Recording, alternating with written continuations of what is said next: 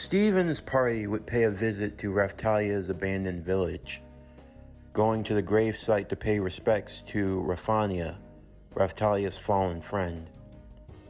Seeing how desolate it was, Steve had hopes that maybe they could rebuild it one day, that they could possibly begin the process of undoing the damage that had been done. But after paying their respects, the team would set off on the next leg of their journey. They would head to an archipelago known as Calmaria, a tourist site for many and a place known for heroes to travel and battle against monsters and grind and move up in level. Steve saw this as an opportunity for the group to grow in their power and to get stronger and possibly get in some relaxation after all the ordeals they had gone through in just a recent amount of time. Of course, there was also the Queen, who was taking time to have privacy with her daughters. After everything that happened, even Mind's discretions, as a mother, she still wished to be there for the both of them. It was going to take a while for them to heal from everything they had gone through. Of course, there was still the looming threat of the former king, All-Cray, now known as All-Cray Zemo, the Betrayer. Of course, he was considered a wanted criminal in all of the major kingdoms and nations, both demi-human and human. And he was stripped of all of his royal status, all of his excess wealth. Any resource that he could possibly use was down the drain. Many thought that the old man would simply go off and die in disgrace, probably in some godforsaken land, abandoned village, some random outpost far off from civilization. But Steve, he had other ideas. No matter what you might think of him, the old man was shrewd. He was skilled. You didn't get that far in life by not having a contingency for such an occasion. If he had to take a guess, he probably had some allies, something stashed away for a rainy day, and his days were quite cloudy to say the least. Even if he wasn't able to make a comeback immediately, he knew in the back of his mind they would meet again. And this time he'd be facing a man that wasn't going to hide behind politics or hide behind lies and deceit. He'd be fighting a man that had nothing to lose. And sometimes those are the most dangerous because there's no line they won't cross. Even to a degree, he was fond of both malty and melty, so he tried to hold back in some reservations. But now he wasn't even tied to the restraints of trying to be a good father. He would probably butcher the two girls just to get close to him. That's why Steve had to be on guard at all times, because he knew that sooner or later he and the king would cross paths once more. He only hoped that it would be the last time. As for Ren, Itsuki, and Motoyasu, they were having a heck of an ordeal. Once famed as the cardinal heroes, falling so far from grace. Now they were relative nobodies. Granted, their weapons were still powerful, but they were now vassal weapons. They had gone down in status. They were no longer privy to the royal status that they once had, for all the perks and the benefits that they got just by being cardinal heroes. I guess the best way of putting it is this: whatever they didn't have to pay for today, they had to pay for tomorrow. Yep, no more meal tickets, no more free rides, no more walking into a tavern and just ordering up the whole house. No, now when they walked through the streets, people gave them a passing glance, if even that. Some people still held them in some regard.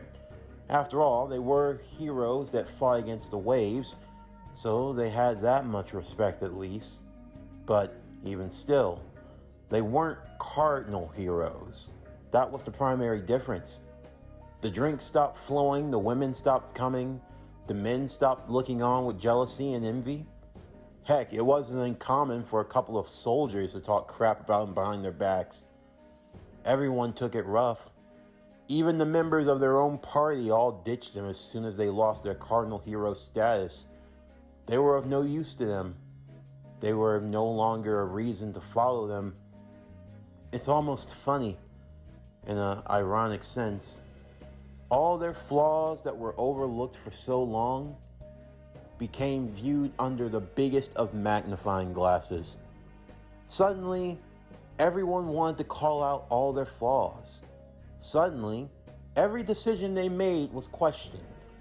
Suddenly, everyone could see with 20/20 vision just how out of their depth they truly were. It was almost like they knew the whole time, but they didn't say anything simply because they were cardinal heroes.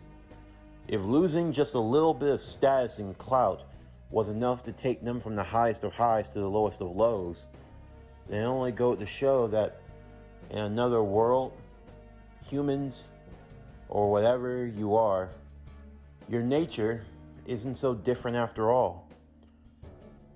Of course, the Queen still expected them to help fight against the waves, but it didn't really matter. They had to start all over again. They had to grind levels like never before. They actually had to put effort into their fighting and their training, because now they didn't have the cardinal power to fall back on. But it wasn't just them that suffered because of this. Steve also took a toll as well. That's the reason why he and everyone else were heading to Cal Maria to grind levels and get stronger.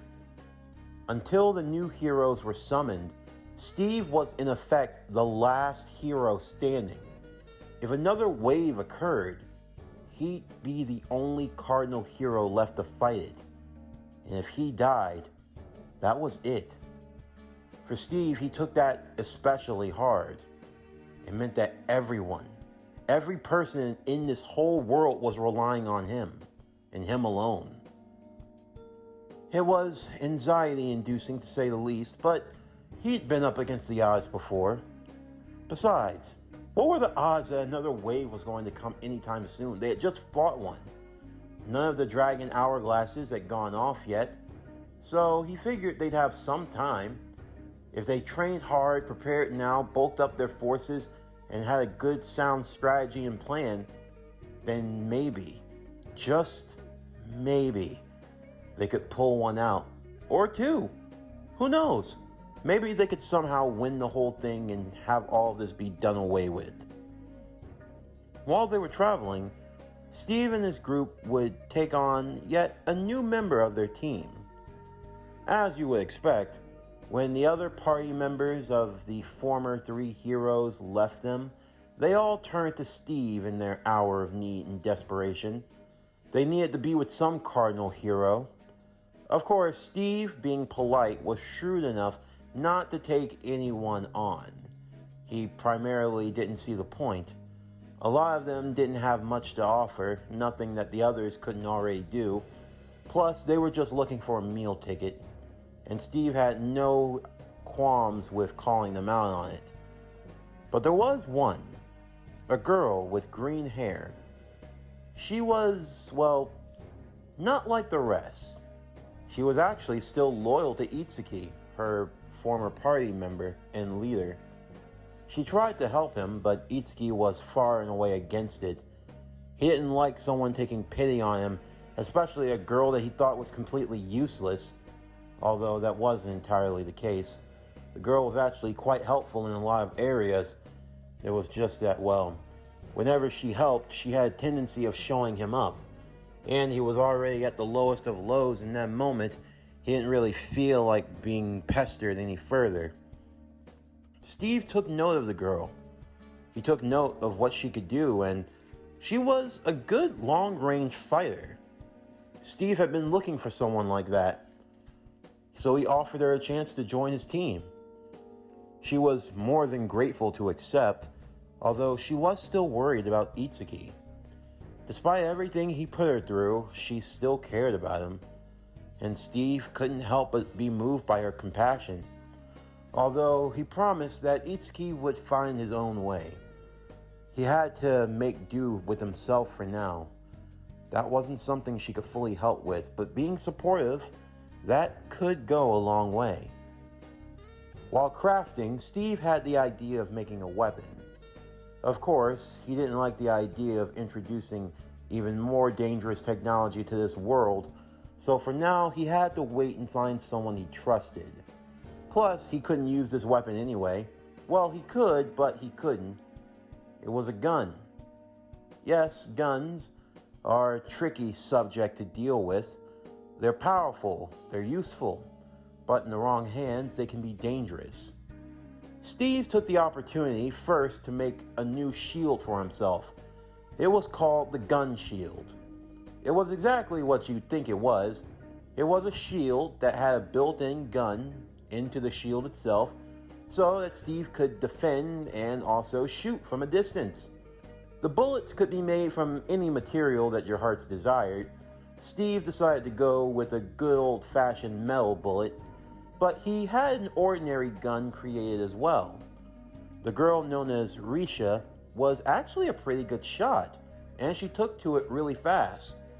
It actually came from the fact that she would watch when Itsuki was training with a bow, and using a gun, well, not the same thing, the principles of shooting from a distance still applied. Risha would be given two guns, one being the form of a standard service pistol that Steve used back during his time in the military, as well as having a long-range sniper rifle. The girl was good with both of them, and she was able to craft bullets. Thankfully, she was skilled with earth magic, so making earthen bullets was easy for her, and it suited her. Of course, there was still the need of getting her levels up, but that's what grinding and fighting monsters was for. In the midst of their travels, they also met two other individuals, a man and a woman. The man's name was Lark Berg, and the woman, Therese, Alexandrite. The two of them were odd, in an odd way to put it, but still, they were kind and genuine. Therese even having something made from Steve. It was a gemstone that she wanted to have crafted and put into a bracelet, and Steve, with his crafting skills, had no problem making it for her. Lark had all the qualities that Steve admired in a fellow fighter and a soldier. The two just seemed to be on eye to eye when it came to almost anything. It was kind of like Steve was talking to an old mate of his back during his days in the army. It kind of reminded him of his time with the Howling Commandos. Lark, he had the straightforward shooter personality, always saying what was on his mind. He wore his heart on his sleeve. He was a loyal and true comrade. All the things that Steve could admire in a fellow fighter, a warrior spirit. When they arrived to Cal Maria, they would all travel together as one group. Steve with his team, Raphtalia, Philo, Ake, and Risha, the group growing together and getting stronger. Their work was starting to be known throughout much of the land. The fact was that Steve never charged into a battle haphazardly. He always made sure to go in with a plan, something that everyone took into consideration. It distinguished him from the other heroes, who never really came up with a sound strategy. Heck, if they had taken time to realize, most of the people in their party didn't even mesh well together. But Steve had it all figured out. He made himself the center, the shield. He would block and defend all of his party members. Because again, despite all the power that he had, it was more so for defense rather than offense. The offense came in via his friends. Philo was their eye in the sky, the flying fighter, with Raphtalia and Ake being his two swords, kind of like the knights on a chessboard. And having Risha added to the ranks, she was the long-range fighter, a shooter. She had a good eye, and it was also, when paired with Philo, having fire range from above, kind of like a fighter jet. Steve kind of wondered if maybe he could get one of those built in this world. It could definitely go a long way. But then again, they already had flying ships, so maybe that was close enough. All the same, combined with the strength of Therese and of Lark, they were able to make some pretty good headway. In the meantime, the former heroes, Motoyasu, Ren, Itsuki, they found themselves grinding from level 1. They had to work hard and put in the effort. Their weapons, now reduced to being vassal weapons, while powerful, didn't have the kickbacks that the cardinal weapons had. They couldn't just scan other weapons and try to get stronger. No, they had to make through with the vassal weapons that they had. For Ren, he had no choice but to learn how to use his sword properly. For Motoyasu, he truly had to learn the way of the spear. And then there was Itsuki. It almost was built in that the bow could just hit any target that Itsuki wanted it to. Whether or not it was powerful enough to kill the target, that was a different story. But no, now Itsuki had to actually learn how to shoot. He had to actually learn how to be a good bowman. It was a lot easier said than done. Safe to say they were not having the best of times. But even more so, they knew that deep down they had no one to blame but themselves. They allowed themselves to be tricked by the king. They gave in to their own hubris and malice. Now, this was the price that had to be paid. They were no longer capable of pulling off the amazing feats they once did. Now, they actually had to put in the work. In the meantime, with Steve and the others, after working and grinding levels, they also took some time for some relaxation as well. After all, Cal Maria was a tourist site, and they had beautiful beaches and other attractions. The group decided to take time to enjoy the sun and the sands, watching on from the shores as everyone played in the water and had just a good time for themselves. For Steve, this was the greatest part. Of course, there was always going to be the fighting, the never-ending battle between good and evil, but to have the moments, the chances where you could actually enjoy the fruits of your labor, so to speak, to have the opportunity where you were actually able to enjoy the peace that you achieved through all of the fighting and all of the hardships, that's what truly made it worthwhile. And that was honestly the best part. Of course, while they were enjoying the beach, Philo decided to swim under the water. And in doing so, she actually found something that caught Steve's attention and the others. Using a special form of magic that allowed them to breathe underwater, they would find an underwater temple. They were able to breathe inside via an air pocket, but that wasn't what was most shocking. Because underground was a dragon hourglass, fully operational. Of course, this was alarming to say the least. It meant that this area could potentially be the site of yet another incoming wave. But still, what were the odds that, just as he thought, the countdown timer would begin. In just 2 days' time, another wave was set to occur. Just when it seemed like they had gotten away from the bad luck. But there was nothing you could do about it. Using teleportation, Steve would teleport from that dragon hourglass back to the one in Melremark, where he would meet with the queen and warn what was happening. Thankfully, the queen was just as shrewd of a tactician as he was, and she was able to get a fleet of her ships together. The battle was more than likely to take place at sea, and, with Steve being the last hero, much more emphasis was put on his protection, as well as making sure that all of their battlements were well firm. Even Lark and Therese were willing to help, but Steve saw that there was something bothering Lark. Like, helping with the waves wasn't what was truly bothering him.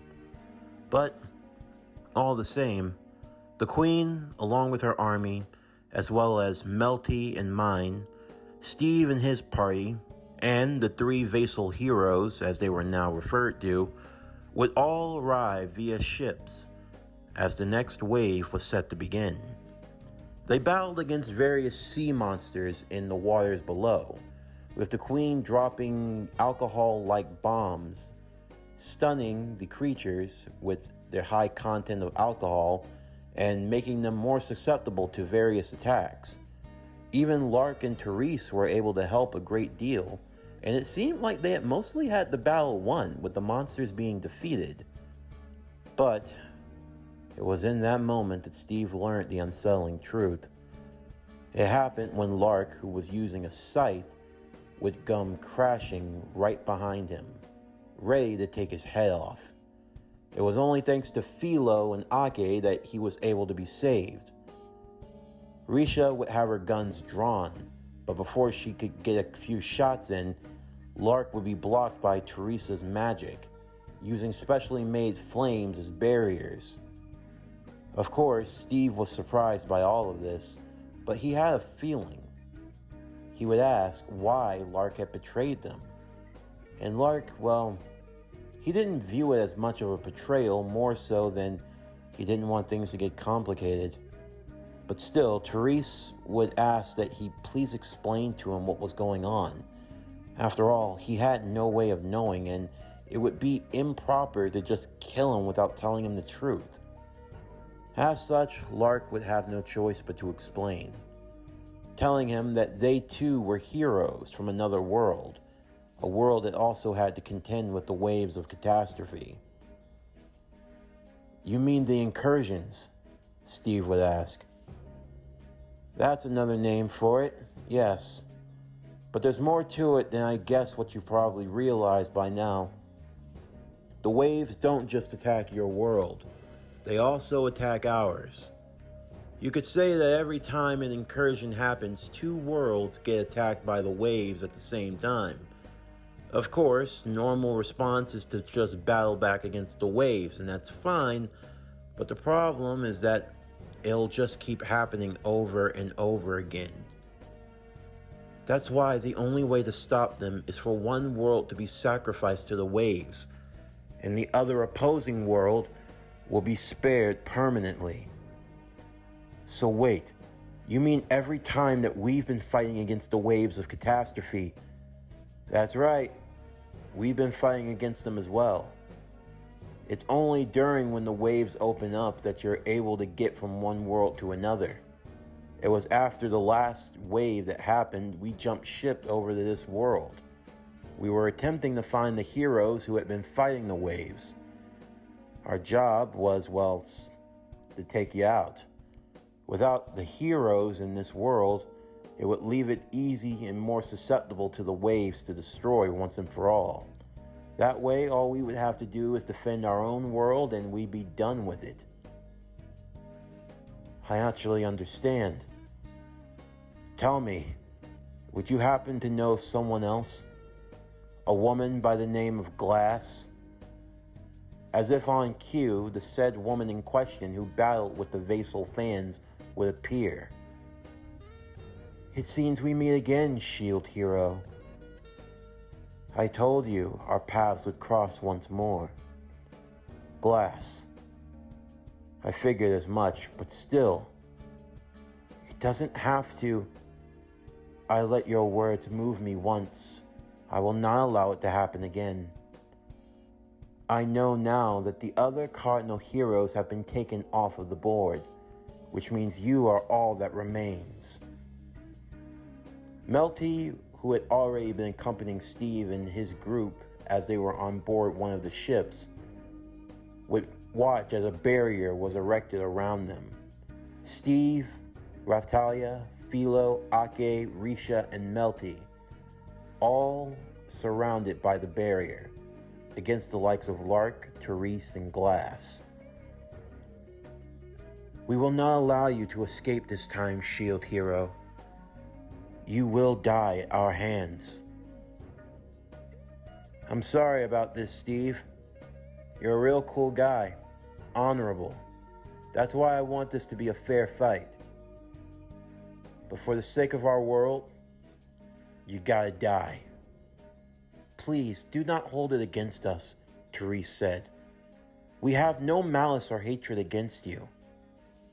We're simply doing what we must." Steve and his allies battled against Lark and the others. They could tell that he had definitely gotten stronger than before. While the others tried to break through the barrier while dealing with the last remains of the monsters, they got a chance to see firsthand what the shield hero was truly capable of. Not just him, but his team. Risha standing in the back shooting from a distance, along with Raphtalia and Ake, the two swords of the shield hero. Raphtalia was definitely the more experienced of the two of them. Her combat skill was just higher, but Ake was catching up in his own right. He had definitely come a long way since his early days as a knight. It was all thanks to the battle training that Raphtalia and Steve gave him. His confidence not only growing but along so with his power. And Philo, she was as ferocious as ever. Of course, there was still the matter of Glass, who was the most dangerous of the three. Steve felt as though he was going to have to use the cursed shield once again, using the power of the Rage Shield. Much against Raphtalia's better wishes. Of course, she didn't want him to put himself in even worse of a state, because even after all this time, Steve was still recovering from using blood sacrifice. If he attempted to use it again, the damage might be irreversible. He had only gotten as far as he did thanks to Vittoria's blessing, something he didn't have this time around. But Steve, he looked at things a lot differently. When it was all said and done, Steve would probably leave this world. It would be Philo and the others who would have to stay behind. For better or worse, he wanted to make sure that when he left this world, it was better than when he found it. Yes, this world had treated him harshly. This world had wronged him in many ways.